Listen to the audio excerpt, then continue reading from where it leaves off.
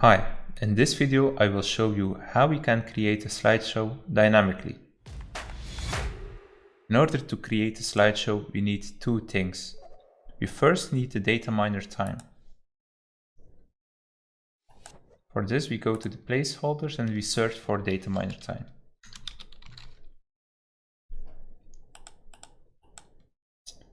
And use this placeholder in text just to see how it behaves.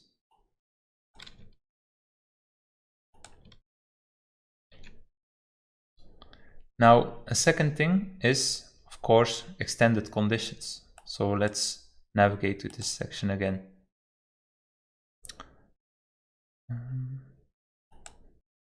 On here, we see that there are a couple of shape data fields that we can use. But in our use case, we're interested in hide and show.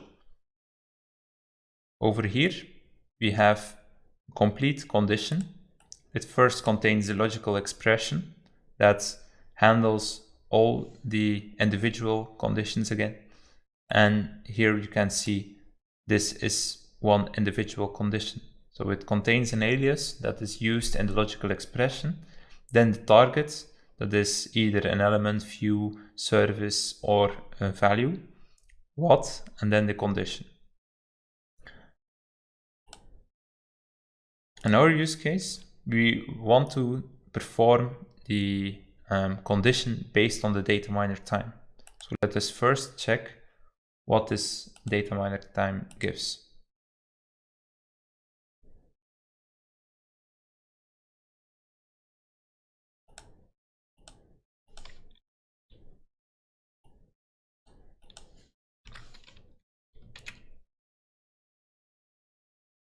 As you can see, seconds are just going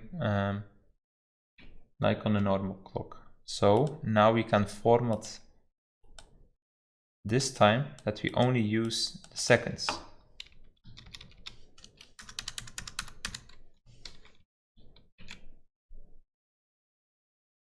Based on this value, we can evaluate whether we want to show or hide a shape. Now, in my first use case, I will show you how you can create, based on this value, a slideshow of 5 seconds. We use a hide and show, but with the same condition. The hide is something like this. So the logical expression is just one condition, A, about a value. The value is this, the value that we've seen in the visual, and we try to find, or we try to, in this case, hide the shape of the ladder character of this string is between 0 and 4, so 5 seconds. And if we do it like this, on this use case, we just use the same expression, but with show. And then we have something like this. So each time this the ladder character is above or below 5, it will show the different shape. Now, we can also use the same expression, just with another condition in the end. For example, a 10 seconds timer. What we then do is, let me show that. We check if the value starts with 1, 3, 5, 7, and 9, the odd numbers. And then for the other seconds, so if it's in the 20s or 40s and so on, then we want to show the other shape. So again, we have here the condition that I just showed, and here we have the same condition but with hide. We save the visual, we show, and now each 10 seconds this shape will be shown or hidden. Now we can even extend this more. We can make a slideshow of, let's say, 10 seconds, but also with a manual control. We have here an auto control section where we have two shapes, a square and a triangle. We have also the two shapes as we had before, just with some more complex condition. On the page, we have two new session variables, init_var, show autoplay and select manual stats. So select stats auto is whether we want to play or stop the slideshow. If it's stopped, then we can use the selected manual stats variable to be able to select the left or the right by clicking on this section, left or right. Now, this condition is now a little bit more advanced. It contains this section.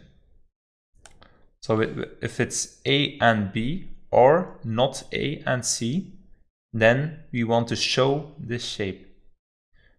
The show starts auto if it's play and it's an odd number, we want to show this shape. Or if it's in stopped state and it's the left shape that should be selected. That's how you need to interpret it. Now, again, just like in the other cases, the other condition is just hide. So the opposite of this one. This control also has one option. It's a hide, an extended condition, whether we want to show this shape or the triangle. If it's playing, then we want to show this rectangle. And of course, if we click on this shape, we want the session variable set to play. We want to hide if it's playing, and if we click on this shape, we want it play again because it stopped in that state. The set_var options is just to use that it's not visualized as a regular button within DataMiner Cube, but as the shape shown in the visual. Options geometry, hover type equals geometry, is used to, more in this case, instead of having a rectangle as a hyperlink box, we want the shape selected on the surroundings of the shape. And of course, we add the tooltip, and then it's more clear what the action does. This is the same thing, just it's shown if it's on play, and if you click on this shape, it will stop the slideshow. Now, the manual control is if you click on left, you set the selected manual stats session variable set to left. But this can only be selected if the slideshow is stopped. So let us see this. Now you can see right is selected and auto control is enabled. Now, whenever it reaches 50, it will get automatically switched to left. Now, for the sake of this demo, I can pause this and you will see that this shape just remains on the left position because the second condition on here is fulfilled. It's not play, so it's not A, and left is selected. So it remains at the left position.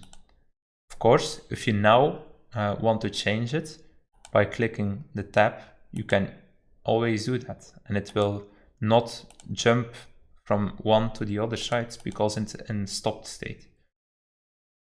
Now, if you want to enable this control again, you just click on this option and it will just behave as it behaved before.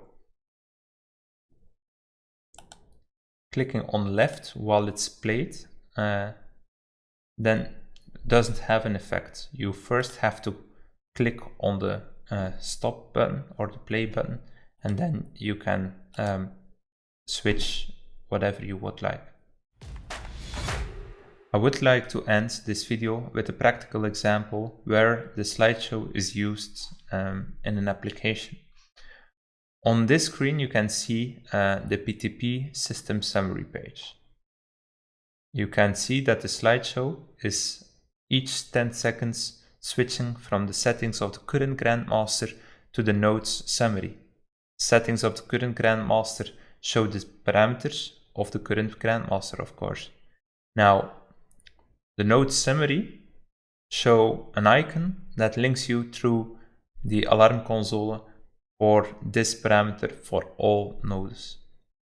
You can easily stop this slideshow by clicking on this icon, and then you can easily switch or leave the settings of the current grandmaster like this if you would prefer that.